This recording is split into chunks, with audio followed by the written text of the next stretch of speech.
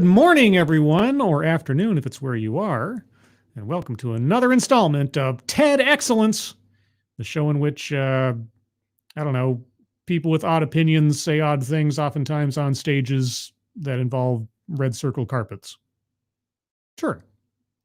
And I come to you live from Crater Valley on the moon with Dogcat Fox, a Pepperjack, and all of you. Good evening, everyone, or afternoon, again, whatever. Anyway, I don't usually do this on Tuesdays, so maybe I'm a bit off my game. But I hope you're all doing well on this Tuesday morning / afternoon, or whenever you're listening to it. Yes, just for informational purposes, this is a follow-up to the Sunday stream and also a replacement because there will be no Sunday stream this coming Sunday, as I'll be on the road to visit my folks in celebration of my mother's birthday. And so in lieu of a Sunday stream, I thought I would do a supplementary TEDx for the previous Sunday stream featuring our speaker from the previous Sunday stream, Dr. Alan Mueller or Miller. I'm not quite sure how it's pronounced, but I'll go either way. He's a doctor of education. I had to look that up. And on the Sunday stream, if you missed it, Dr. Mueller started regaling us with ideas about how to own one's whiteness. We didn't get too far into that presentation because there was a lot to be said, at least as far as I had to say. And also I had to pause frequently because YouTube is apparently overseeing how much of any one thing I play for too long, or else they'll spike my stream, as we saw in the previous TEDx talk. Either way, it was mentioned both in the description of that presentation and also in the presentation itself that Dr. Mueller had a TEDx talk. And so I obviously had to look it up. And we'll see how much overlap there is between what he had to tell us in the interview and this presentation, called Doing the Math, How Do We Measure Privilege? Now, without having watched this beforehand, when I think of measuring privilege, my mind immediately harkens back to the heady days of Occupy Wall Street and the entire concept of the progressive stack. If you do not recall the progressive stack, I'll give you a quick rundown. Basically, any attribute to your makeup that was not either white, male, straight, or able-bodied put you in a higher tier of victimhood and oppression in society, and thus made your voice more important in a hierarchy of privilege or lack thereof. That's the short version of it. I could go on longer, but I want to get to the show. But also first, all of you joining me, speaking of whom, who is joining me on this beautiful Tuesday morning?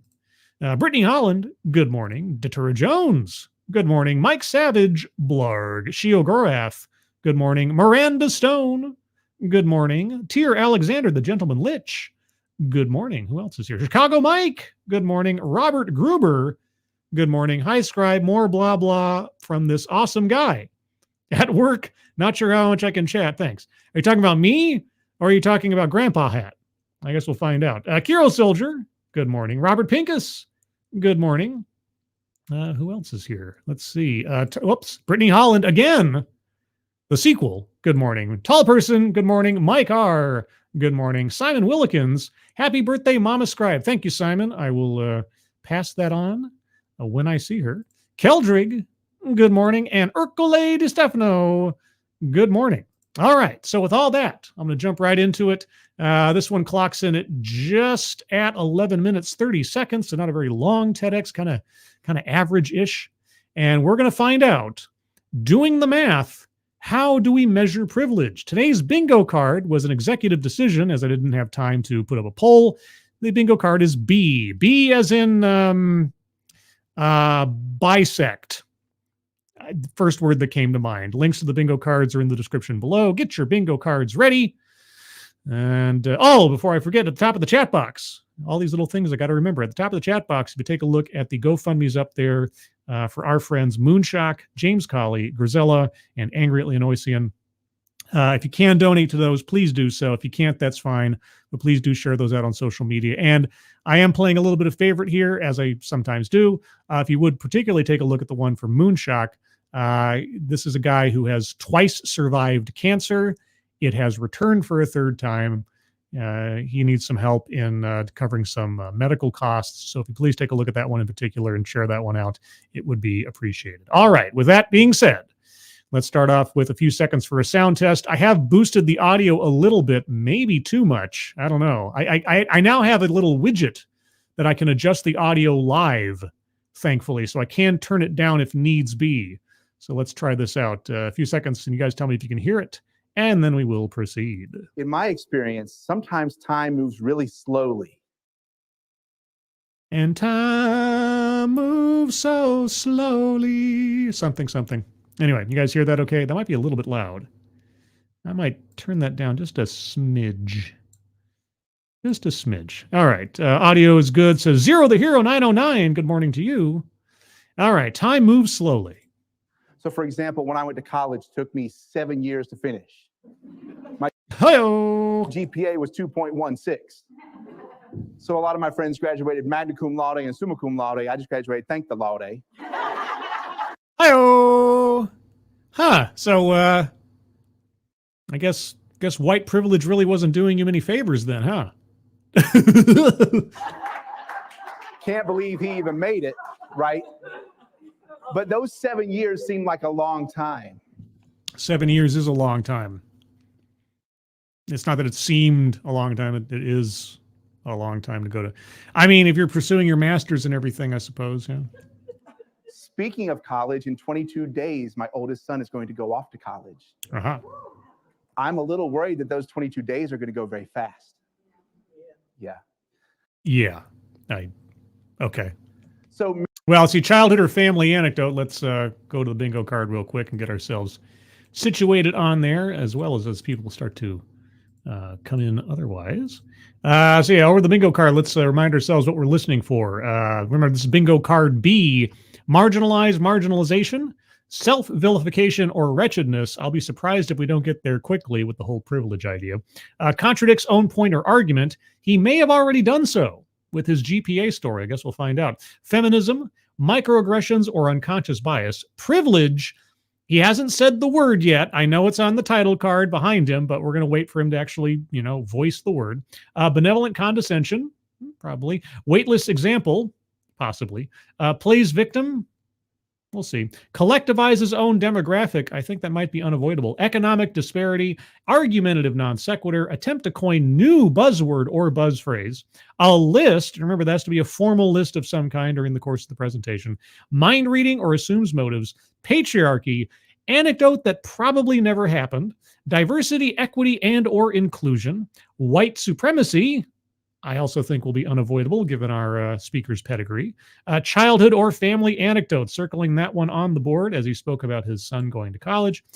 Systemic or institutional, leaves out vital context. Sales pitch for product or service. And lastly, word salad. So far on the board, I have circled free space because it's free and childhood or family anecdote. Remember, this is bingo card B, and the links are in the description. Measuring time is something that's interesting. It's easy for me to measure the things that I do, right? Go on a walk, that's an hour. Okay. Watch Moana with my children, 98 minutes runtime. Okay. Well, the sequel's coming out soon on Disney Plus, I think. Commute to work and back, 45 minutes. Uh-huh. But what's harder for me to do is measure the time that I'm not doing something. Uh-huh. Now, yeah, how do you prove a negative? How do you prove measure the time you're not doing something? Uh-huh. Now, if this sounds mysterious to you, that's okay. This is like the teaser, right? Right. Oh, sorry. I got to where we go here. I gotta have this ready more often. Here we go. Right. There we go. Gotta have Chink show up occasionally. How do you measure the things you don't do, or measure the things you don't have to do? How do I measure the things I don't do or don't have to? Yeah, it's like proving a negative. It's impossible. So we're going to talk about how you measure the time you don't have to do in just a minute. But first, I want to tell you a story. I love stories. It's an immigrant story, but there's a little bit of a twist. Ooh, does it come along with the immigrant song from Led Zeppelin? Because that'd be cool. My father was born right around the end of World War II in a war-torn country in Europe. You mean Yeah, we learned this from the Sunday stream. It was Germany. I was curious as to how much overlap would happen. He immigrated here with just the clothes on his back. Wait, a war-torn country in Europe. Are you going to tell us it was Germany, or are you holding that back for some reason? 3 different times before he moved to the United States, his mother got a knock on the door. I'm sorry, one of your sons has died in the war. I'm sorry, one of your sons has died 3 times. He lost his 3 older brothers. Saving Private Reichman. Came to a country where he could not speak the language. All he could say in English is, I am a boy. And he thought everybody in the United States were cowboys because that's how the media portrayed us over in Europe. Fortunately, there was a church in a little town called High Point, North Carolina, that was sponsoring refugees. This church helped my family get a start here, helped them get their first apartment. Yes, the apartment had rats in it, but helped them get their first apartment, right? Pardon me. Yeah, right. Right? Yes. Okay. Yes, and again, apologies for the constant pausing, but this is what YouTube forces me to do. I understand. I get it. I as I said previously, I wish YouTube would publish something like, this is the time limit in which you can play something for commentary or criticism before we're going to spike your stream. 15 seconds, 30 seconds, whatever. So I got to sort of mentally measure as we go. Like, once we get past maybe a 3 or 4 sentences worth of text or speech, then I have to pause, regardless if I have something to say or not. I know. Quality television here. Now, the particular family that supported my dad and his brother and one surviving brother, one surviving sister and parents, that family was the Dowdy family. When my grandmother talked about the pantheon of awesomeness, it was like Jesus, John F. Kennedy, Mr. Dowdy, right? Mr. Yes, and Right? Okay. Dowdy was like, he literally saved our family's life. You know what? Good for him, and I'm glad for the charity that was shown to your family, especially since they were legitimate refugees from a war zone. So if you're good at math, you'll know that if I told you my dad was born right around the end of World War II, by the time he was a teenager, we're talking about the 1960s. Why aren't you mentioning the country that your dad came from? You just said a war-torn country in Europe. I guess if you had to say, again, if I'm remembering incorrectly, somebody by all means correct me. But in his interview on the Sunday stream, he said his father was from Germany, and so that would mean that his brothers, who are his I guess grand uncles or whatever his uncles, that he reported they had to be reported they had died in the war. If you fought for Germany in the war, is that why he's holding back saying the country his father came from? Because that would be sins of the father and all that. But still, okay, it was Germany, wasn't it? I'm not off my rocker on that one. Correct. As it so happened, Mr. Dowdy owned a small drugstore chain in High Point in Greensboro, North Carolina, called the Man's Drugstore Chain. I don't come from the East Coast or the Carolinas, so I have no idea. I guess it's a known chain. Taking me back. Mr. Dowdy hired my dad, my 14-year-old dad, as a stock boy in his drugstore. And my dad got to be the witness of history. If you know what was happening in the 1960s at lunch counters at drugstores in Greensboro and High Point, North Carolina, you know what I'm talking about. It was. And your father was from what country at what period of time in history? The sit-in movement. There were brave Black people who were being denied access to the lunch counter saying, we would like to be served here.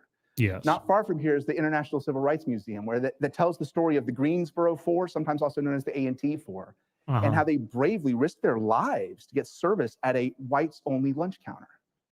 All right. That will qualify to me as white supremacy, historically accurate white supremacy, as mentioned in a presentation, which isn't usually the case, but I'll take it. Circling white supremacy on the board. Now, if you visit that museum, you'll also hear that when those men went to class, others filled those seats, including students from Dudley High School and the women of Bennett College. Uh-huh. Now, the men of North Carolina A&T have a statue on their campus commemorating their bravery, and I'm excited and hopeful that one day the women of Bennett College will have one as well. Oh, well, yes, equality for all things. Uh-huh. Mr. Dowdy had a manager who was denying Black people access to the lunch counter, denying Black veterans who'd fought in the war access to the lunch counter. And my dad could sit there. My dad, an immigrant who happened to be white. Gosh, imagine that. What racial supremacy, right? That's how racial supremacy works, unfortunately. Yeah. Is that supposed to be shocking to us? Right. Oh, pardon me. Yes. Okay. Right. Yeah. Okay. The A&T4 who organized that sit-in had to organize. They had to think. They had to coordinate. One of them was in the ROTC, and he thought maybe if I wear my uniform, that will provide me some layer of protection in this life-threatening situation, right? Oh, sorry. Yeah. I'm going to keep doing this because he keeps doing this. Right. Okay. Dad did not have to spend that time to think about what he was going to wear to the lunch counter. Your dad did not have to spend that time to think about what he was going to wear to the lunch counter. Okay. To think about what the conversation he might have. He didn't have to spend that time. So we're back to talking about time. I guess we are. How do we measure our privilege? Oh, privilege. Already finally said it on the board. Circling privilege on the board. My father came here with nothing but the clothes on his back and white privilege. In the 1940s South, yeah, when laws actually made that an actual privilege, yeah, and he was handed it the moment he got here. Under now defunct laws, yes, and how do we measure it though? I don't know. You tell me. And are you going to be using examples from the current era, or are you going to be hearkening back to long defunct and completely villainized practices and legalities? So I used to work at a women's college. It was an amazing, amazing experience. I was the assistant dean of students. Okay, for those of you listening at home, he's got slides up, and it says, counting the time I'm not doing anything, and then next to that, there is a sign, as you would see, I suppose more normally these days than otherwise, it says, all gender restroom. Very Ally McBeal. And in my building, I worked in the student center, and we had a women's room upstairs and a women's room downstairs, restrooms, and then one single gender restroom, which is the only place I could go to the bathroom. One single gender? Wait, a women's restroom is a single gender bathroom. Did I miss something? Wait, huh? Wait a second. Hold on. Women's room downstairs. A women's restroom downstairs. Yeah. And then one single gender restroom, which is the only place I could go to the bathroom. Sometimes I would get, I'd be in my office, I'd have to go to the bathroom and walk over. It would be locked. And I would get grumpy. Gosh, why is the bathroom? I got a meeting and I have to wait. And then I pause.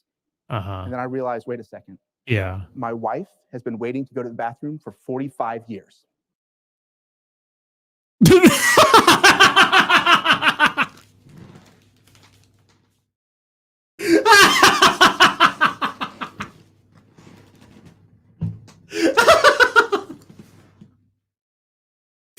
Man, define distended bladder. Your wife has been waiting to go to the bathroom for 45 years. Oh, yeah, because there's always a line at the ladies' room because men can just whip it out and take care of their business, and women have to use the stalls. And so if you take all the aggregate time that she's had to wait to use the bathroom over 45 years, oh my gosh, can you imagine the burden Mm-hmm. Every sporting event, every The burden. concert, every Broadway show, every graduation, every crowded restaurant. I'll take that as a list. I'm taking that as a list. Oh boy. Okay. Has had to think about some extra time. Oh yeah. So I got out my calculator. Oh, wow. You got your calculator. Okay. And you just like, okay, let's see. How many times do you have to go to the bathroom in a day? Okay. And how many years is it? And yeah. Thought, how many of these events do I go to in a year? How many of these events do I go to in a year? Okay. I averaged maybe 40. Uh-huh. I've been attending these events for about 45 years, which is about 1,800 events. And if 1,800 events for, okay. I figured that I had not waited in line for the bathroom for 10 minutes at each of those events, that's 300 hours. Oh my God. 300 hours in my life, I have not waited to go to the bathroom. Oh my gosh. You know what? I've also not been hit by a bus and had my leg shattered. So I enjoy not being hit by a bus and having my leg shattered privilege. You know, I've also never contracted Ebola. So I possess not having contracted Ebola privilege. Oh, you know what? Also, I've never skydived before. So I possess not skydiving. You see how we could do this all day. We could do this all day. You know, I have not had an asteroid strike me in the skull and knock me dead. So I have not asteroid skull strike privilege.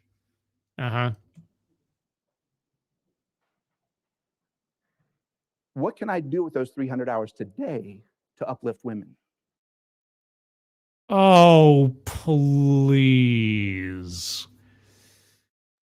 Circling feminism in spirit, if not in explicit terminology. Come on. What can I do with those 300 hours today to listen to women's voices and to center on women? What can I don't know. What can you do? Tell us. Give us some ideas. Now that you have to do community service for what you're not doing. I do with those 300. I have 300 hours in the bank, y'all. I've got some time, right? Oh, sorry. Yes, it is true. Right? Yeah. Okay. So what can I do with that time? You tell me. You may have noticed I'm white. What? Can you believe it?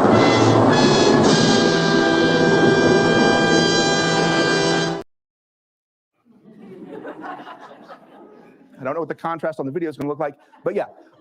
And most of my life, I've worked in white spaces. I've been in finance. I've been in higher education. I've worked in restaurants. I've been a pharmacy technician.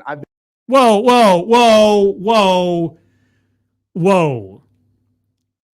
Like white spaces. Let's go back on that one more time.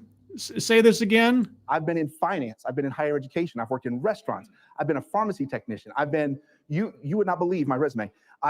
I could believe your resume. I could. All of those are white spaces. Was that your choice? I've done a lot of different things.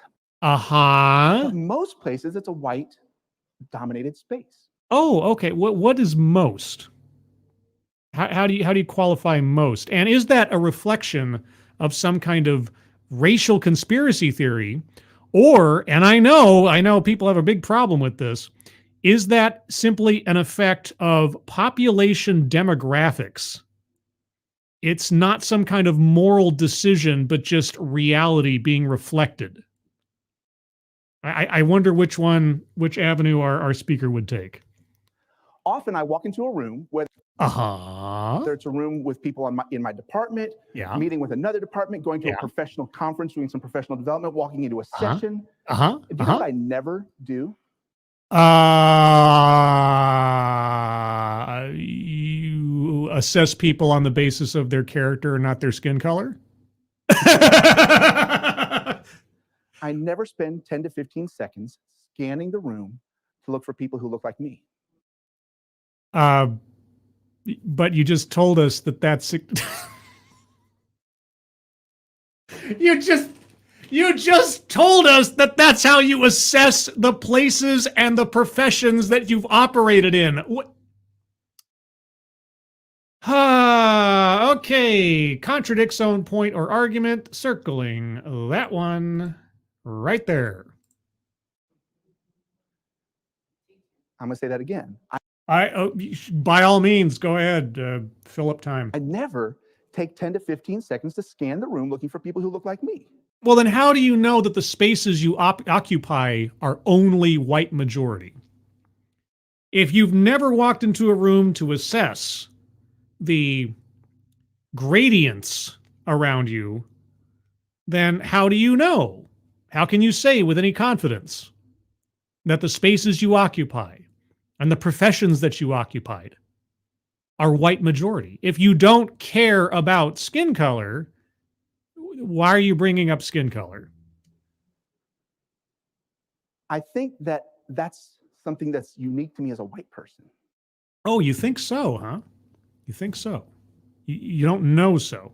Okay, so anyone who's not white is a racial supremacist, right? A racial identitarian, because if you're not white and you walk into a room, the first thing you do is look for other people who have your same skin color, because people who aren't white are racial centrists. Is that it? I mean, I'm trying to, divine your meaning here and how I'm supposed to assess how the world works. But okay, you think it's unique to you as a white person. Okay. Even though you've just contradicted yourself in what your focus is on assessing the spaces you've occupied. But okay, yeah, you think it's unique to you. All right. I figure I've been working for more than 25 years. I likely enter about 10 rooms a week, which is 520 a year, and 13,000 over my working lifetime. 260,000 seconds or 722 hours. Wow. All right, so you're assessing how much time you're not spending looking at the skin colors of people in the room, because the skin colors in the people of the room don't have to be looked at because you're white, and skin color is something that you should be looking at when you walk into a room. Okay, all right. I think if I were not white. You think if you were not white. Okay, mind reading assumes motives, if not already. There it is. You think. All right, circling that one. I might spend 10 to 15 seconds each time I enter a room. You might. Okay, appreciate the science on this one. I think if I were Black or Latino, Latina, Latinx, I think I might pause. You think you might. Okay. And look around the room for a few seconds. Because Black, Latino, Latinx are racial centrists. Obviously. You that's how you think of non-white people. Okay. I've banked up those seconds. Every room I've ever entered, I haven't had to look around. I've not spent those 10 to 15 seconds. Yes, you have. You just told us you did. Otherwise, how could you say with any certitude or authority that the professions you've been in and the spaces you've been in and on and on and on have been white majority? If you're not paying attention to skin color, you'd have no idea. If you were actually colorblind, in principle, not literal, then you'd have no basis on which to make that statement. So either you're making something up for the sake of this talk, or you're being dishonest. I suppose they're kind of the same way, but either way, come on. So I have 722 hours. Uh-huh. You know what I can do with those 722 hours? Build a really badass character in World of Warcraft. I can get on Google and say, is this phrase racist? Is this phrase racist? You mean like, I would think that people of color assess a room's population on the basis of race? Is that what you're looking up on Google? Mm-hmm. I can look up the background of the word picnic. Oh, for crying out. Before I get to that, thank you, Kiro Soldier, for the Hiya Dogcat Fox. Oh, Dogcat. Wow, wow, wow. There's a froggy Dogcat Fox. Thank you so much, Kiro Soldier. And also, apparently, let's celebrate Kiro Soldier's 10th Super Chat on a live stream. Well, congratulations, Kiro. Appreciate it. I'm very, very humbled that you would bestow me with your 10th Super Chat. Thank you so much. Yes, the origin of the word picnic. You know what? I didn't have to assess people's race when I walked into a room. I'm going to honor their emotional and mental labor by looking up the origins of the word picnic.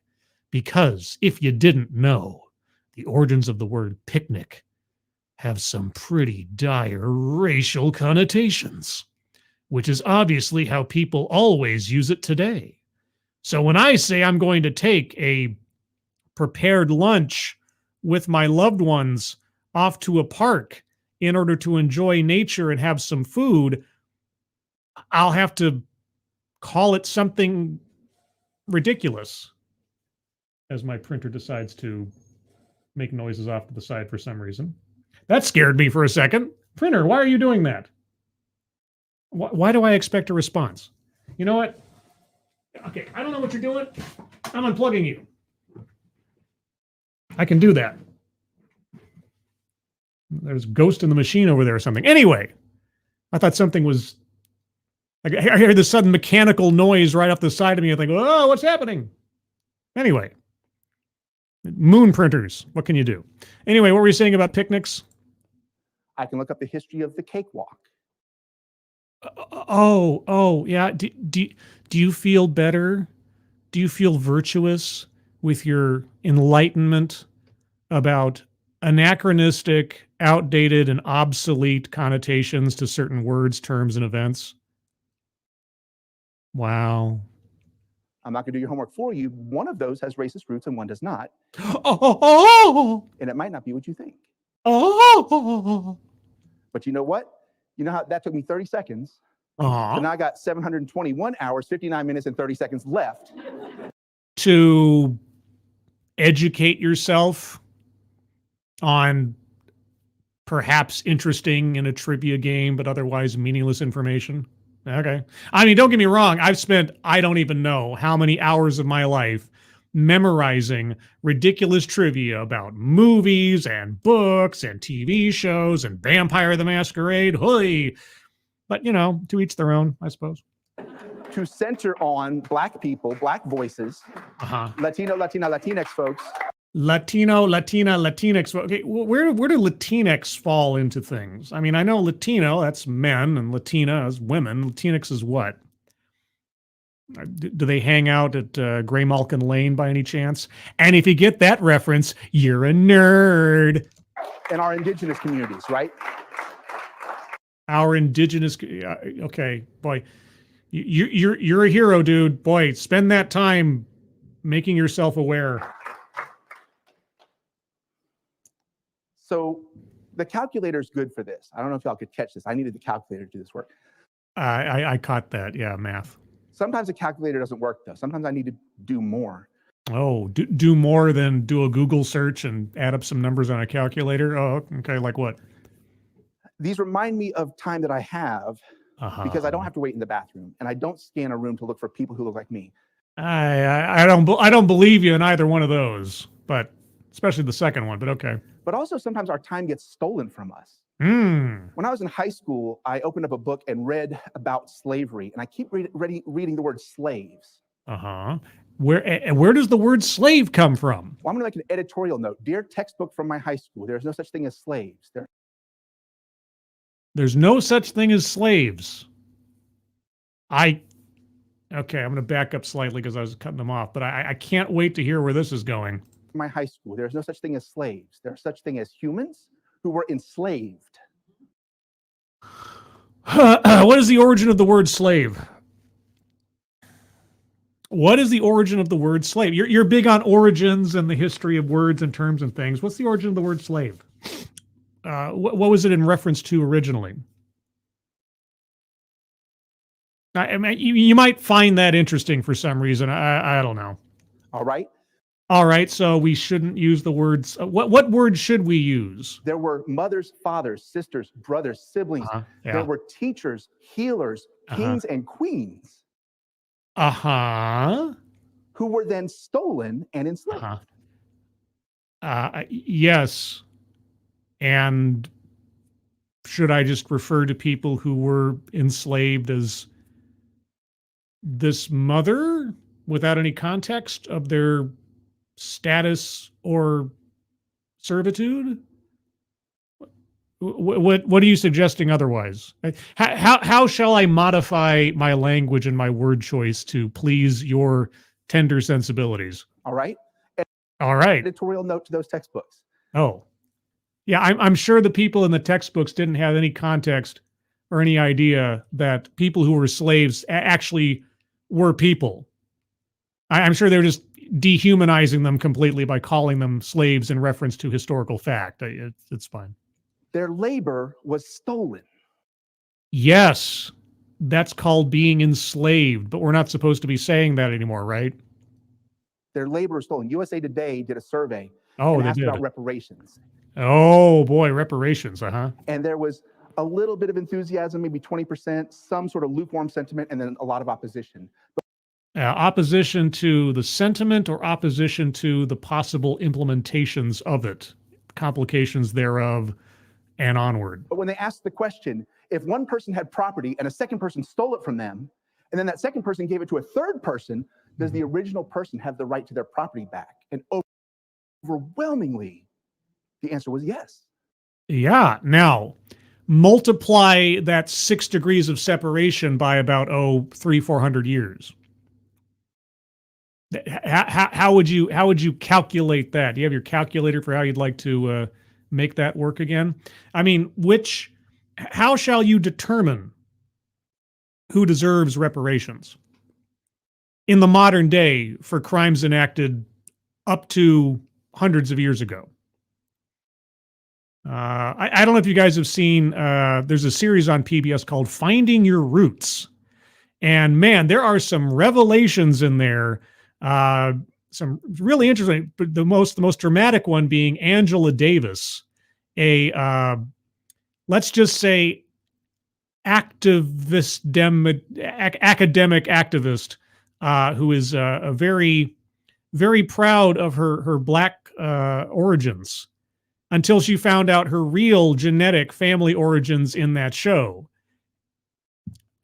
So that's just to say that it's possible. In fact, it's entirely likely that you can find white people today, by all hues of measurement, who are descendants of slaves. Now, do they deserve reparations under our speaker's sort of philosophical ethos, or not? I've done a couple of streams in the past talking about reparations and looking at least one congressional committee hearing on it and how such a thing might be implemented. And the funny thing was, everybody on the side of pro-reparations kept repeating over and over again, this is not about writing a check. This is not about writing a check. That was a phrase they kept saying over and over again. And I thought to myself, well, it is though, isn't it? Because then their suggestions would be, we have to like extend programs and do this and extend opportunities. And that's all money.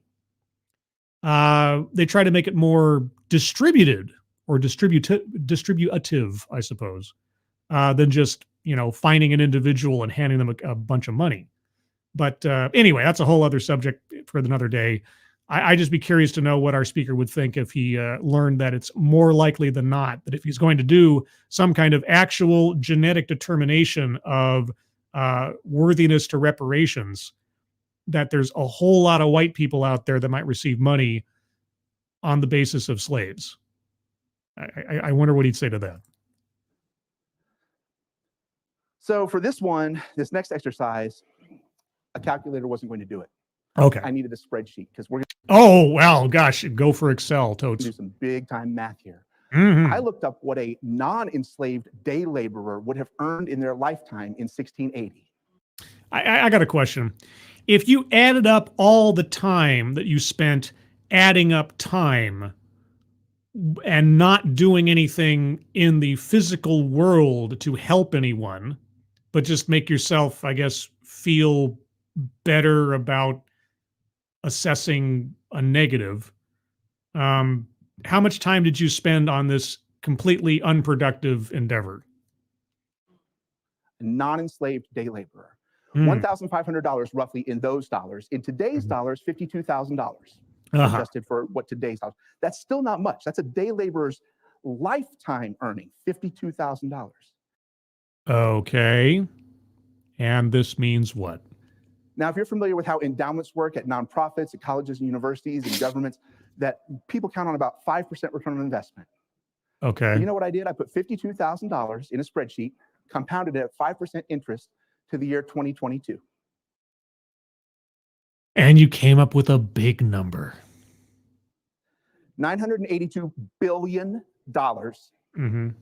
from one human's stolen labor. Oh, okay. How much stolen labor is owed the Africans who enslaved Africans? How much stolen labor is owed between Native American peoples, tribe to tribe, that stole and enslaved other members of other tribes? You got any estimates on those? I mean, if we don't talk about like actual like on American soil kind of situations, you want to add up slavery reparations for Native American tribes one to another? Just curious. One. Mm-hmm. If you want to be some kind of way and have and poke some holes, well, nobody actually gets to keep a $100 savings account. Okay. Let's say, and I'll you know what? I'm not a math major. I was an English major. I'll accept his conclusions on his multiplication tables. Fine. What are you suggesting be done? All right, you've added up all of this time. All right, what is it that you're suggesting be done by you, by me, by anybody else?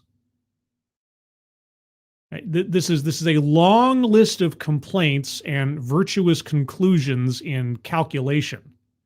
But ultimately, what is it you're arguing to be done? From 1680, a $100 savings account would still have been about $29 million. Oh my gosh. Money over time in hypothetical calculations. And I mean, let me just tell you something. I don't have $900 billion. I don't have a share of $900 billion as far as I know. You know, I mean, my grandparents came through war and the Dust Bowl and a bunch of other things. We're not talking privileged people here, you know, both on my father's side and my mother's side. We're talking salt of the earth, scraping to get by in horrendous economic and social conditions from where they came from. But, you know, I have something to apologize for, or our speaker thinks he does, I guess. Are you getting emotional? Okay, why? Solving this problem.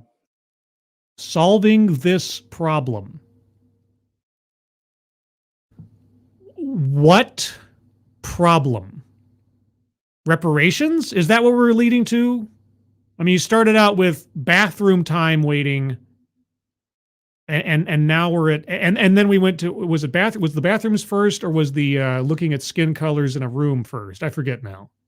Solving this problem. I guess we're talking about reparations now. And all of these problems is going to No. Hold on. Solving this problem and all of these problems. Solving the problem of waiting for a restroom.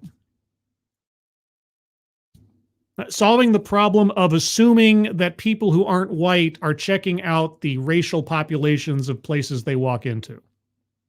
Or is that not the problem? Is the problem that white people aren't assessing the skin colors in the rooms they walk into? I'm very confused. What exactly is it you're trying to solve again?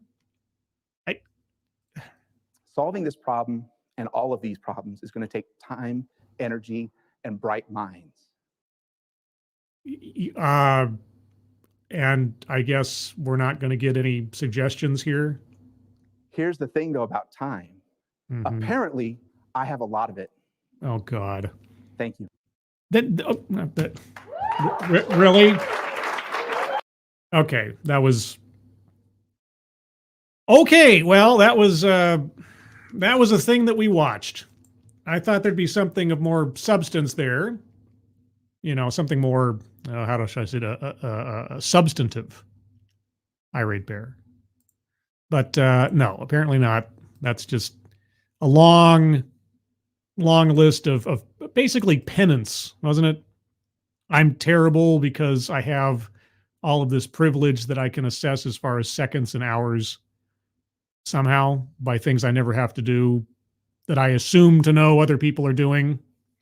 Anyway, I'm going to go over to the bingo card one more time by myself. If you guys have any arguments for squares to be circled, hold on to them. I'll get to you momentarily. First off, marginalization. I think that's basically implied throughout his comparisons of what he doesn't have to do versus what someone has to do. Self-vilification or wretchedness. Boy, howdy.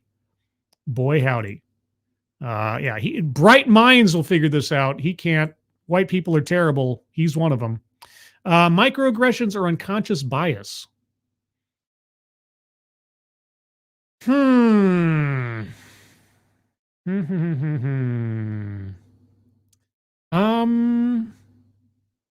I know he said something in the course of things. Oh, well, I mean, it was aimed to be a positive bias in a sense. Well, the guy dressing up in his military uniform to try to gain some more prestige or something in opposition to anybody trying to kick him out of the lunch counter or something. And of course, racism like that isn't really unconscious bias. I don't know. Did I miss a good example of a microaggression or unconscious? It's one of those instances where you can't say, oh, like outright racism. No, I have to talk about like microaggressions or unconscious bias. You know, it could be the fact that he was in the reverse again, saying that anybody who's not white is a racial centrist. Now, you know what? It's my show. I'm going to say it is. He might not have meant it to be one, but I'll tell you what, if we know one thing about microaggressions, they're almost always unintentional. Wowee, wow. That's not what I meant to hit. I meant to hit this. Bingo. What? Of course! Apologies to Irate Alex. I meant to feature him on here, but we'll get to that. Benevolent condescension. Yeah, all white people have to do this, and we have so much to apologize for, and look at all the money that we stole, and on and on and on. All right, weightless example. I mean, the fact that he never reached any conclusion or had any suggestions means that all of his examples of quote unquote the problem effectively become weightless. They just don't count. They don't mean anything. Plays victim. I don't know that he played the victim per se. He definitely self-wretchedized himself. I don't know. Did he play the victim? I could see a sort of, contra-intuitive or counterintuitive argument for that one, but I'll see if somebody else in the chat has it. Collectivize his own demographic. By all means, did he do so? Obviously, white people think like this. White people think like that. Economic disparity. I mean, in the story of his father coming to America and not having any, yeah, I'd say so. I mean, it's mild, but it's there. So I'll circle that one. And as a result of Bingo. What? Bingo! Yeah! Of course! our second bingo, moving on, argumentative non sequitur. One doesn't follow from the other. You know, the whole thing about how much time have I not spent doing something? I think I pointed out, you could get to an infinite regression of bad things that haven't happened to you or things you don't have to do. Like I don't have to strap a prosthetic appendage onto my stump every morning, right? I don't have to do that. I don't have to spend 5 or 6 minutes or whatever adjusting my prosthetic arm every morning. Therefore, I have non-prosthetic arm privilege. It just doesn't make any sense to me. So I'm going to circle that one. By the way, I have said this before, and I'll say it again just for the sake of reference. If I circle a square, that you have an argument against that square being circled, that is also a valid part of this process. So by all means, attempt to coin new buzzword or buzz phrase. No, I didn't hear anything like that. Patriarchy. No. He talked about white people. He didn't say specifically men, I don't think, in any meaningful way throughout the thing. Anecdote that probably never happened. I don't think he gave us any anecdotes that didn't happen. He talked about, or anything that gave me reason to think he was making something up. His father was an immigrant. I'll accept that. He got, help from a charitable organization, on and on. Hadn't heard the part about his brothers all having been lost in the war. Also, it was interesting that he was so self-selective as to not mention the country from which his father originated from, as he did in his interview when talking about dead soldiers. Because, anyway, diversity, equity, and inclusion. I don't know that he ever said the words or really got to that kind of argument. I don't think so. Systemic or institutional? Certainly in the process of reparations and the history thereof, I think the argument could be made. Leaves out vital context. Okay, he left out his father's country of origin. Is that vital to his presentation? Is it relevant? Well, if we're talking reparations, if we're talking reparations and his familial connection to the military force that was active during the Second World War, I mean, I don't know. I mean, that might be a reach. I'm gonna leave that for somebody else to think about. Sales pitch for product or service. No, he didn't bring up any particular organization or entity or anything, or at least no current organizations. Well, no, wait. Is Mann's Pharmacy still in business? That was the name of it, right? Mann's Pharmacy. Is that still in? If that's still in business today, then I might circle that one. And lastly, word salad. I mean, the whole how much time have I not spent, yada, yada, yada. It's ridiculous, but I did understand the concept of what he was saying, so I can't say it was word salad. So I think I'm going to stop there. So if you have arguments for squares not yet circled, please put them in the chat now. It helps if you tag me in your comments so I can differentiate it from other things. I'll scroll up a bit. And here, Mike Savage plays victim. He didn't personally claim victimhood. Right. That's the part. He has to give us an example or an anecdote or something where he's, the bathroom example being a victim. No, he wasn't a victim. He had the advantage. You see, in this instance, he is the one in power. He is the one with privilege. So he might be apologizing for possessing this privilege, but he is not the victim.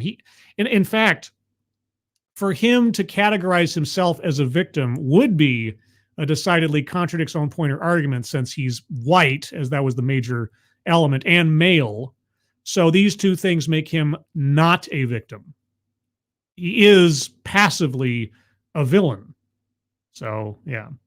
Let's see.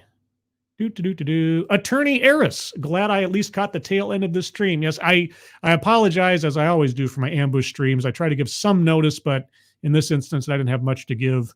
And again, this is to sort of make up for the fact there will be no Sunday stream this week, as I'll be off on a trip to celebrate my mother's birthday. But glad you could make it either way, Attorney Eris. Glad to see you here. Also, Genti Maxi. Less time than Batman is old. I don't have context for that, but I'm assuming it's hilarious. Let's see. Mike Savage leaves out vital context. Yes, his father's nationality would have been context in his story of uncles dying. But is that vital to the presentation? I don't usually get too picky about this one, but I'm going to ask the question, is it vital to his presentation?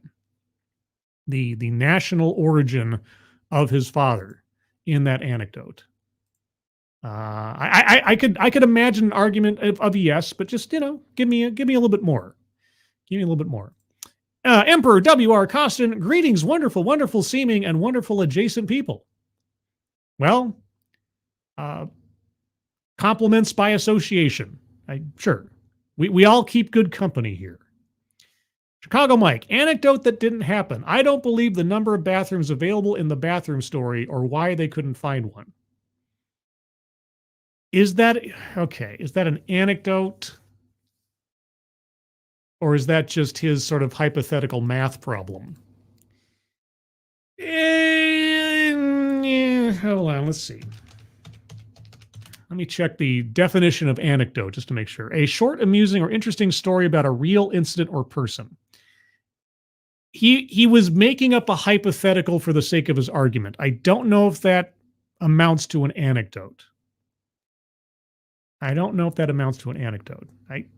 I'm happy to hear arguments elsewise. And Derek LaRue. Well, good afternoon, Derek LaRue. And thank you so much, Derek, as always, for your support and generosity. Really appreciate it. Hope you're having a good Tuesday afternoon.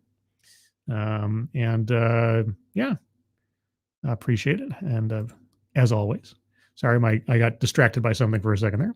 At work, but ahoy. Well, I would be worried if you weren't at work at this particular time of day, at this particular day of the week, because I'm doing this on an oddball time, and I understand that. So apologies for the short notice and the awkward timing.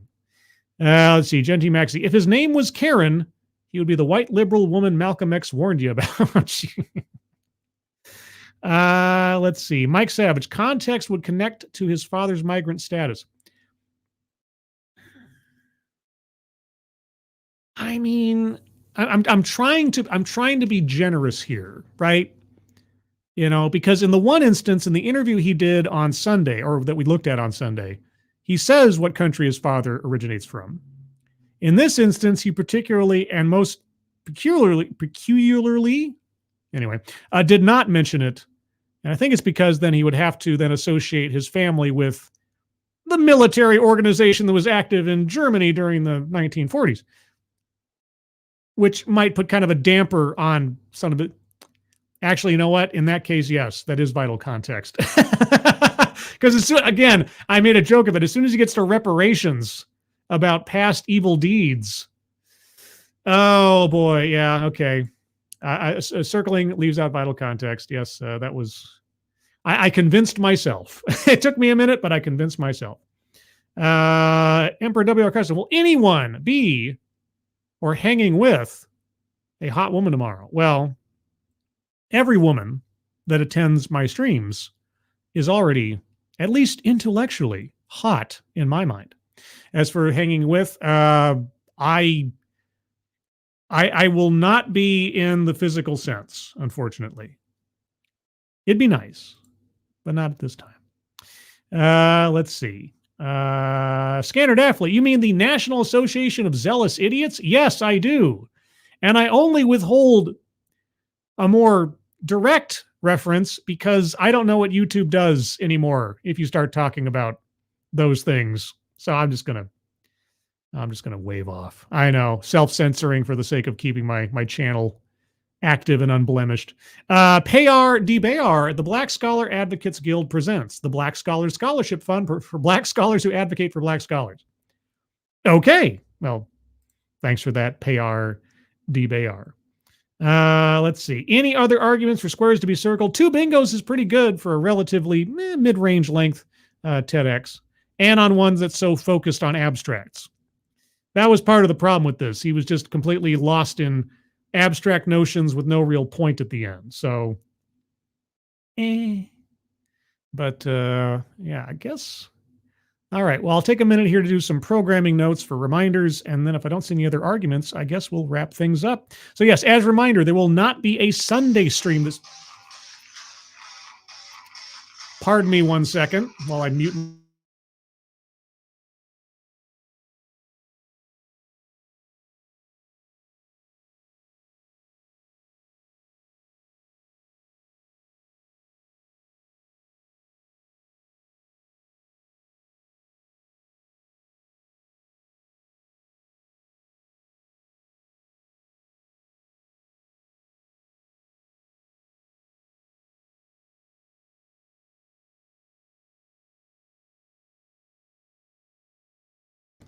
Okay, apologies for that. That was an unknown number calling me, but it was the tax advisor confirming an appointment because I have to finalize my taxes tomorrow.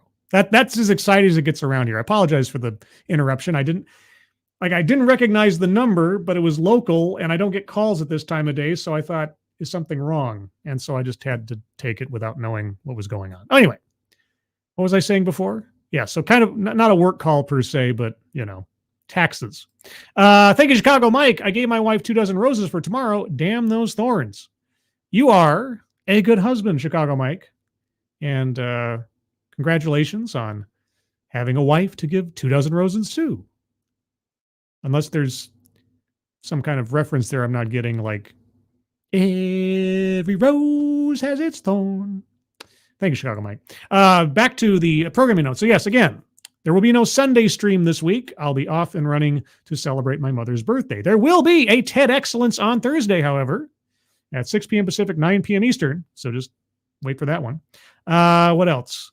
I will probably not be back in time for the Midnight's Edge After Dark shit list episode Sunday night. So still go watch them. I think they're going to do top 5 horror franchises. So if you are a fan of horror films, check out Midnight's Edge After Dark at 6 p.m. Pacific, 9 p.m. Eastern on Sunday. And I think that's all the programming notes I got. Any other arguments for squares to be circled? Maybe this. Let's see. Mike Savage. Maybe his lack of concreteness could be word salad on Cheekier. I can't call an incomplete presentation inherently word salad. It has to be just like absolute nonsense babble for a section or making a point or something. The fact that he just leads up with all this, build up and then just drops off and stops the talk, it's not a very well put together presentation. That doesn't mean it's necessarily word salad. So I don't think I can circle that. I understood what he was saying during the course of the presentation. I think it was mostly, self-defeatist and meaningless ultimately, but it wasn't word salad, if that makes any sense. But that being said, as has happened before, if there is someone either in the chat now or watching this in the future that has an argument for a square currently uncircled that you'd like to add to the mix and argue for a square to be circled, you can leave that in the comments. We have in the past achieved bingos from retroactive arguments for squares to be circled, so I'm happy to take those on if you have them. But with that, everybody, I'm going to call it here. Thank you for joining me for this supplementary TED Excellence from our Sunday stream. If you're curious about what happened on the Sunday stream that led me to this, you can check it out on my channel, the Sunday stream, where it's owning your whiteness. That's what it was, owning your whiteness, or how to own your whiteness. I don't know that we actually got to the point of him telling us how to own our whiteness. Maybe I'll have to do a follow-up on that at some point. But either way, there you are. For those of you in the chat, moderators, thank you so much for joining me. I really appreciate your efforts. I'm screwing up my outro. It's a Tuesday. My brain doesn't know how to work. Moderators, thank you for keeping an eye on things, even though everyone here is so well behaved and so attractive that you have very little to do. Everybody who donated, either to myself or to the GoFundMe pinned to the top of the chat box, thank you guys so much for your generosity. Really, really do appreciate it. Otherwise, everyone, if you have a Valentine, congratulations, and I hope you enjoy time with them tomorrow. If you don't have a Valentine, I wish you all the Valentines in the world, calculated for all the time I'm not spending writing them out individually. You can do the math on that. But just know that somewhere, somehow, some way, you are loved. Everyone, hope you have a good rest of your Tuesday and the week ahead of you. Hope you're all safe and well. If you are not well, please remind me that I have a Discord. Because I have a Discord, and I just remembered that I have a Discord. Can you tell I'm the most professional TEDx live streamer on YouTube? And in fact, that is absolutely true. You can't find a better TEDx live streamer on YouTube. So when I make a mistake, it's not really a mistake in the grand scheme of things. There is a link in the chat to my Discord server right now. If you'd like to join the Discord server, click on that link. You'll find yourself on the landing channel called Say Hello.